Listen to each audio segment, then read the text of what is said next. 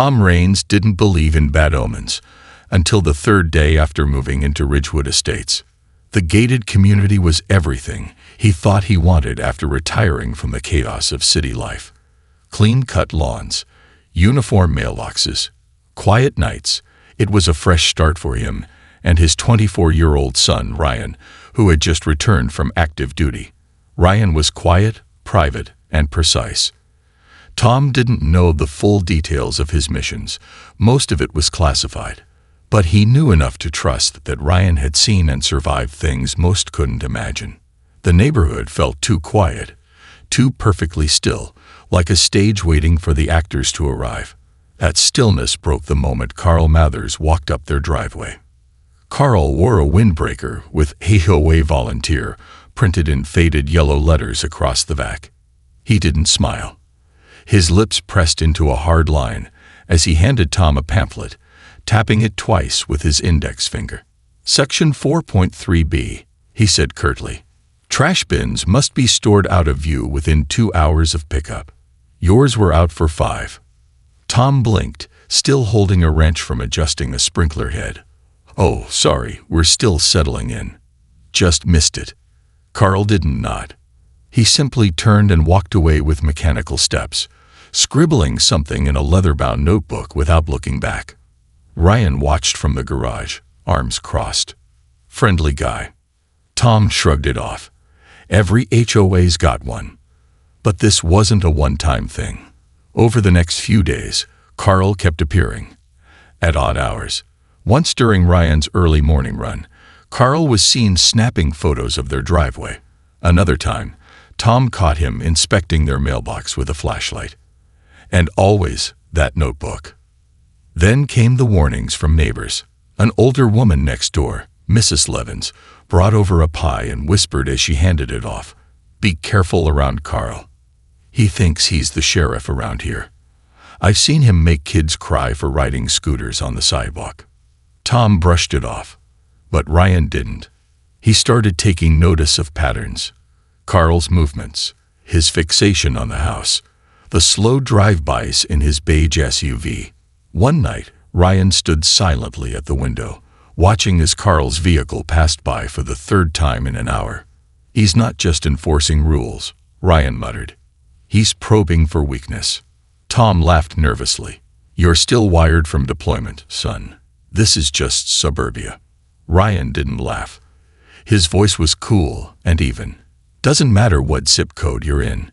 You can feel when something's about to break."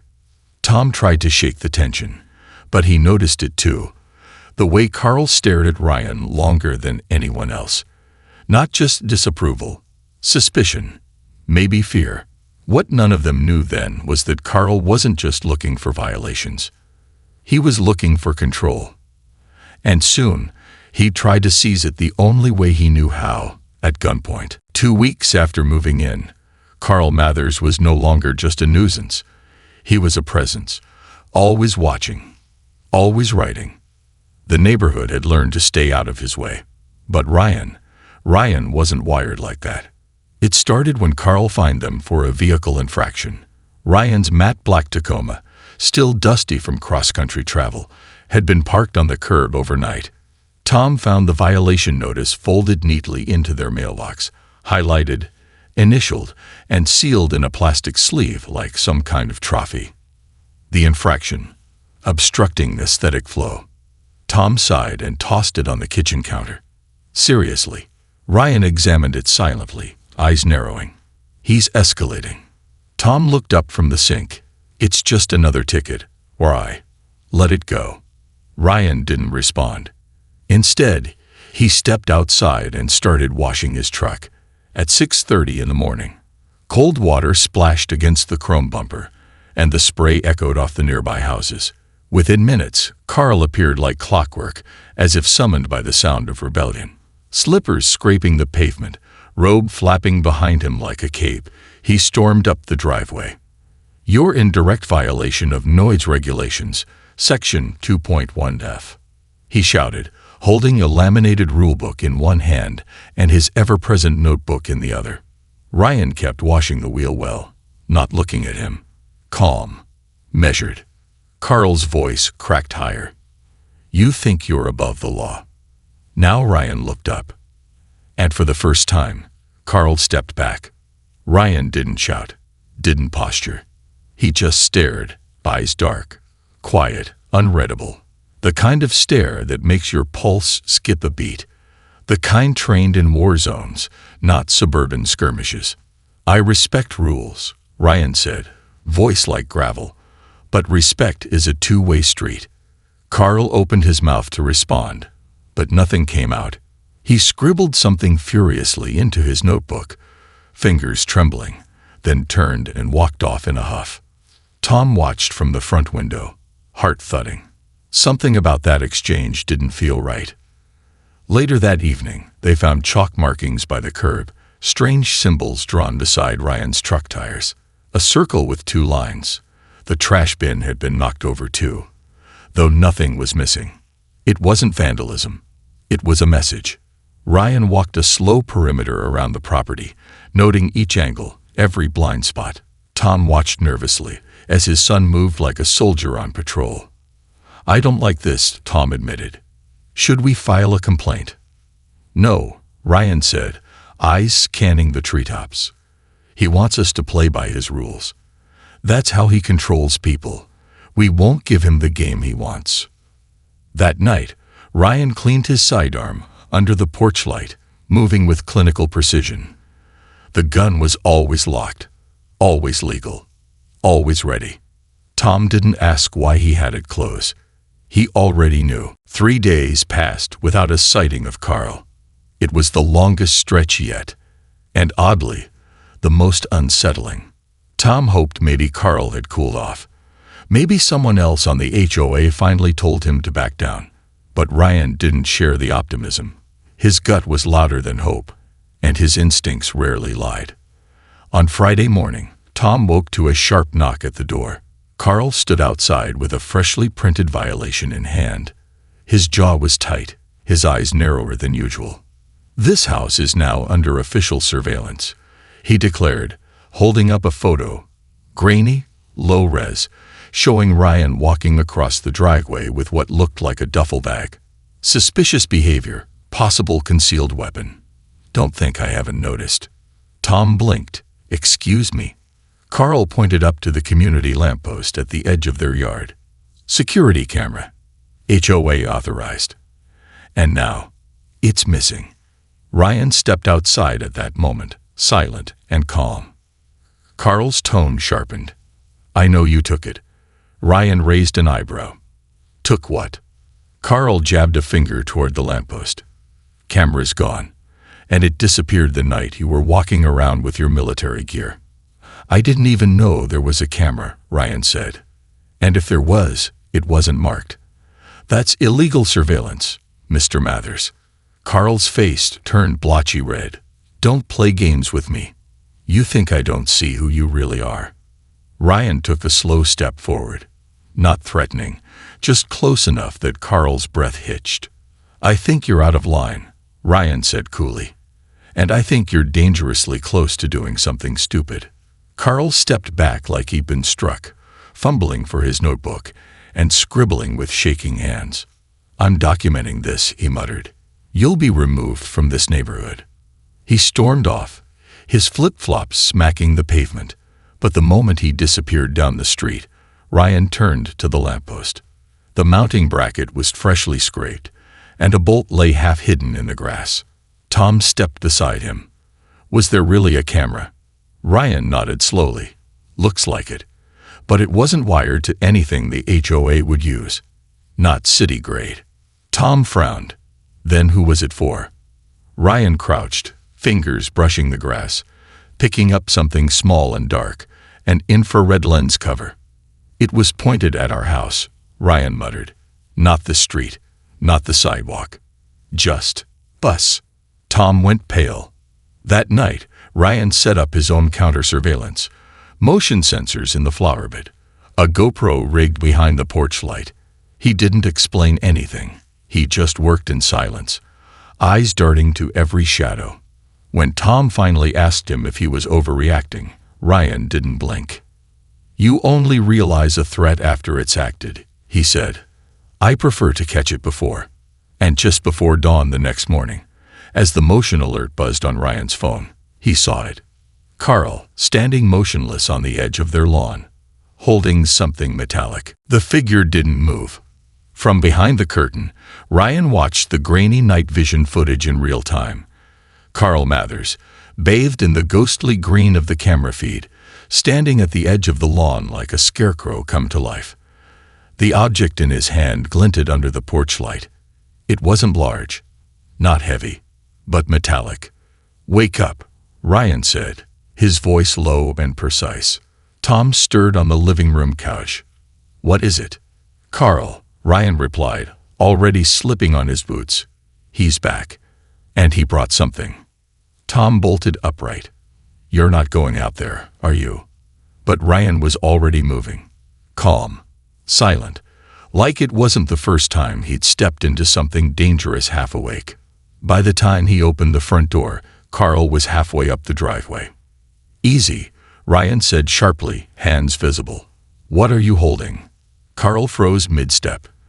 The metallic object in his hand trembled slightly. You think you're slick, Carl said. You think you're clever. I know what you're doing. Your surveillance, your truck, your presence. You're not here for a quiet life. Ryan squinted. Put it down, Carl. Carl raised the object. And that's when Ryan saw it clearly. A snub-nosed revolver. Tom gasped from inside the doorway, voice cracking. Jesus, he's got a gun. Carl's hands were shaking so badly the muzzle bobbed like a fishing lure on choppy water, but his finger was on the trigger. I warned you, Carl said, his voice unraveling. This is a private community. Protected space. I have the authority. No, Ryan cut in, still calm, still watching. You don't. The silence was suffocating. Ryan stood with his hands lowered, body squared, feet planted perfectly. Military posture, yet relaxed. Calculating. Behind the stillness was something deadly. Something Carl couldn't read. Carl licked his lips. Sweat dotted his temples. You're trained. I know you are. I can tell. You're dangerous. You're pointing a loaded weapon at a resident, Ryan said slowly, voice dropping to a tone colder than steel. Right now, you're the only threat here. And then it happened. Carl's thumb brushed the hammer. It clicked. A subtle sound. But it was enough. Ryan moved. In a flash of motion smoother than instinct, he closed the gap in 2 strides, pivoted, deflected Carl's arm, and twisted the revolver free with a force that made the older man yelp. The gun hit the concrete and skidded toward the rose bushes. Carl stumbled backward, eyes wide, clutching his wrist. You attacked me. You pointed a firearm at my chest. Ryan snapped. I de-escalated. Just then, red and blue strobes lit the street. Sirens. A neighbor had seen everything and called the police. Carl turned pale. Ryan looked at him, then at the approaching squad cars. No more notebooks, Carl, he said. This is real authority. The police cruiser screeched to a halt, lights cutting through the quiet cul-de-sac like sirens from a forgotten war. 2 officers jumped out, hands instinctively on their holsters. Drop any weapons, hands in the air. One barked. Ryan didn't move like a civilian. In one smooth motion, he raised both hands, fingers spread, stance neutral. The weapon's on the ground, 10 feet to my left. I secured it. No threats remain. The lead officer froze for a split second, reading the posture. He lowered his voice. You military? Yes, Ryan replied. Former Special Forces. I disarmed a man who pointed a revolver at me. He's over there. Name's Carl Mathers. Carl stood hunched over, face flushed, sweating, mumbling to himself. I was defending the neighborhood, he stammered. He's dangerous. He has training. I've seen him. He was going to retaliate. I was just. The second officer bent down, examining the revolver. Loaded, he muttered. Hammer pulled back. This wasn't a warning. It was about to fire. Carl's rambling got louder. I warned them. I logged everything. I filed 15 reports. The HOA knows what he is. The officer turned to Ryan. You all right? Ryan nodded. I have body cam footage and motion-triggered camera footage of him trespassing before this. He's been escalating for weeks. Surveillance, threats, vandalism. And tonight, this. Tom stepped forward, voice shaking. He planted a camera outside our home. Unmarked. Not HOA standard. The officer's expression tightened. That's not legal. As backup arrived and Carl was placed in cuffs, the scene felt both surreal and inevitable. Neighbors stood at their doors, clutching robes, phones, coffee mugs, all frozen mid-reaction. Carl's voice grew louder as he was placed in the cruiser. They'll regret this. You'll see. He doesn't belong here. Ryan watched him get taken away, then exhaled like he'd been holding his breath for hours. But just as the adrenaline began to fade, the lead officer turned to him with a curious glance. You said he's been watching you. How long? Ryan hesitated. Since the third day we moved in. He had eyes on us before we even unpacked. The officer frowned. That's a long time to be obsessed with a neighbor. Tom stepped in. We thought he was just power tripping with the HOA, but this went deeper. The officer looked over at the patrol car where Carl sat muttering. We'll be pulling his history. If he was recording residents without consent, he may have crossed federal surveillance laws. Could open up a whole new case. But Ryan's expression didn't ease. He scanned the street again, slower this time. Focused. Unsettled. What's wrong? Tom asked.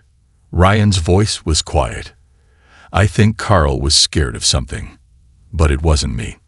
Tom blinked. What are you talking about? Ryan pointed to the empty bracket on the street lamp. That wasn't HOA tech.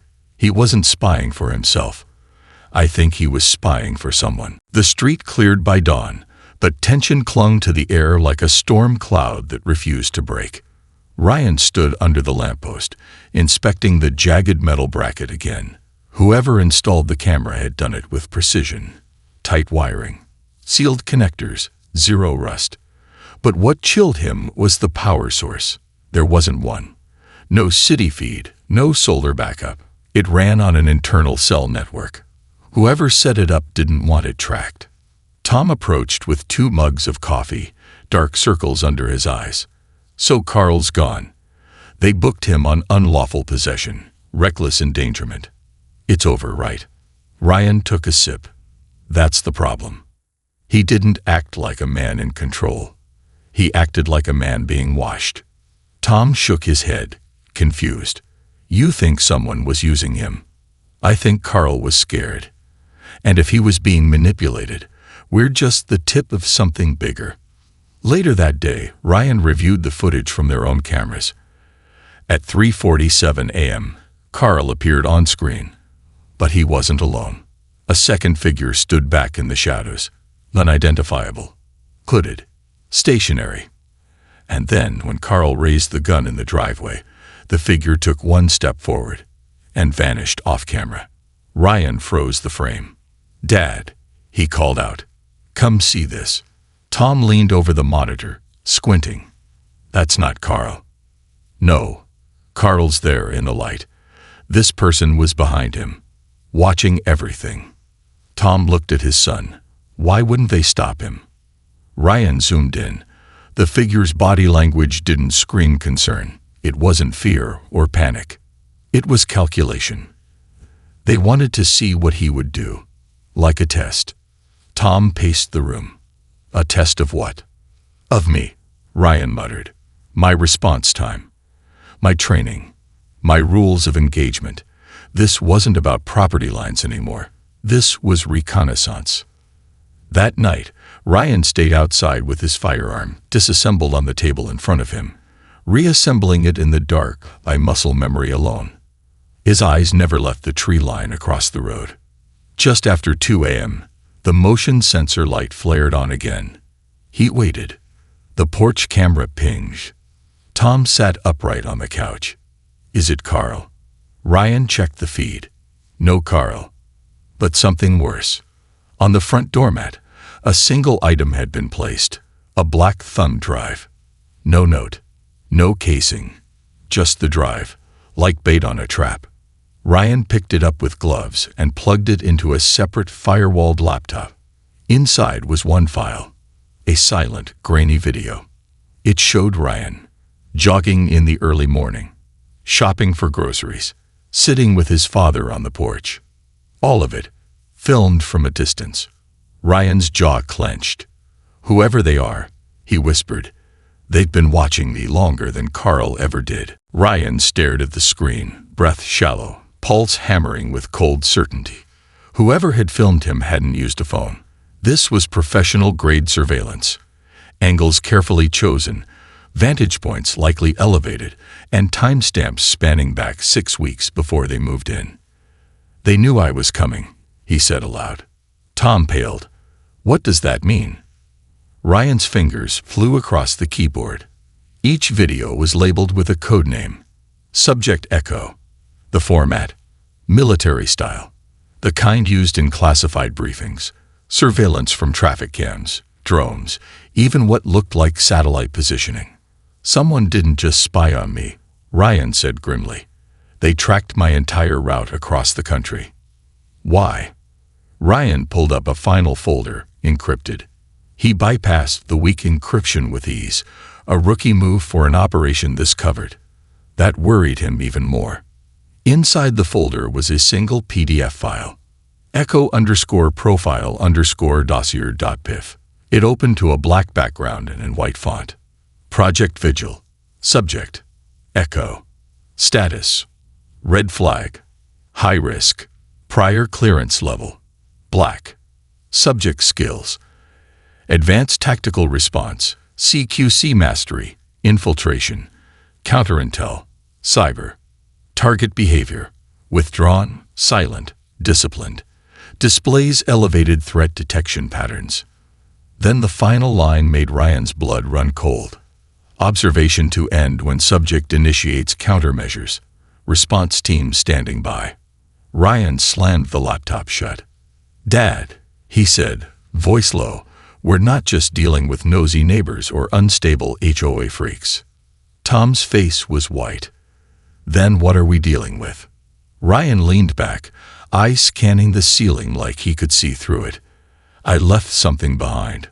Or someone thinks I did. When I left the unit, I signed a black-level NDA. They swore I had intel in my head I didn't even know I had. You think they're here too? What? Contain you. Ryan gave a grim nod. Or provoke me. Push me until I respond. Violently. Then they have justification to clean it up. Tom backed away slightly. But why Carl?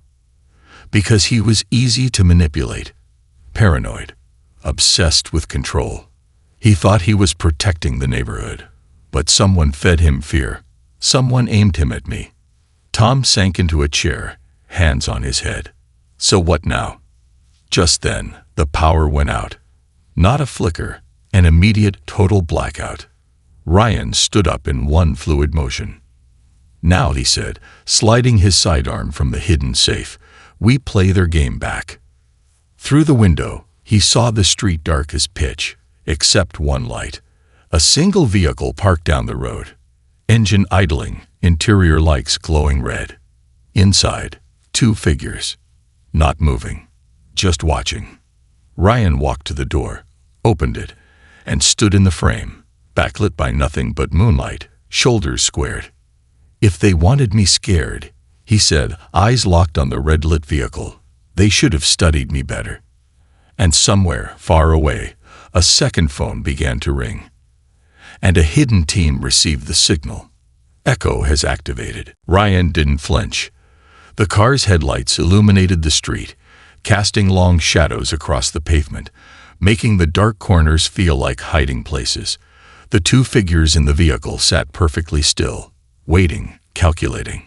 Ryan didn't need to be told they were watching him. He could feel their eyes through the glass. Every muscle in his body was coiled, ready to react. "I'll give them a minute," he muttered, his voice calm but heavy with intent. Tom stepped into the doorway behind him, whispering, "Do you think they'll come here?" "They're already here," Ryan said. "They've been here." Ryan's eyes never left the car as he walked to the side table, retrieving his phone. He dialed an encrypted line he hadn't used in over a year, and waited. The line buzzed with a quiet hiss before a voice answered, low, calm, but unmistakably familiar. "This is Echo. Go." Ryan's jaw tightened as he whispered, "They're tracking me. Again, I need access to a higher-level clearance. Full intel. Now." The voice on the other end hesitated for just a moment. "This is not a standard operation, Echo. The only thing keeping you off the grid is the NDA. You're making a dangerous move. This is your last chance, Toe." "Now," Ryan interrupted, his voice a harsh whisper, "before I make the first shot." A click on the other end, followed by a series of rapid keystrokes. Then, a familiar voice. Different. A voice from the past. From the team. "I've unlocked your path," the voice said. "You'll have everything you need. Be smart." Ryan didn't wait for another word. He hung up and slid his phone into his pocket. "Dad, stay here. Stay inside. Don't open the door unless I say so." "Got it." Ryan's voice was hard as steel, his gaze never wavering from the car. Tom's face showed a mix of fear and understanding. "You're not going after them, are you?" Ryan didn't answer. Instead, he took one last look outside, watching the car's lights flicker in the dark. He knew the game was almost over. As Ryan moved out of the door, silent as a shadow, the air felt charged, like the moment before a storm breaks. His training kicked in. Every step was calculated, every corner a potential trap. He reached the street corner where the car sat, parked a little too close to the curb. His pulse was steady, but his mind was already mapping every possible exit. He could hear faint conversations inside the car. Low murmurs. Were they waiting for him to make the first move? No, they were waiting for him to make a move. He took one final step forward, and the car door clicked open with a soft, mechanical sound. Before Ryan could act, two figures emerged from the shadows.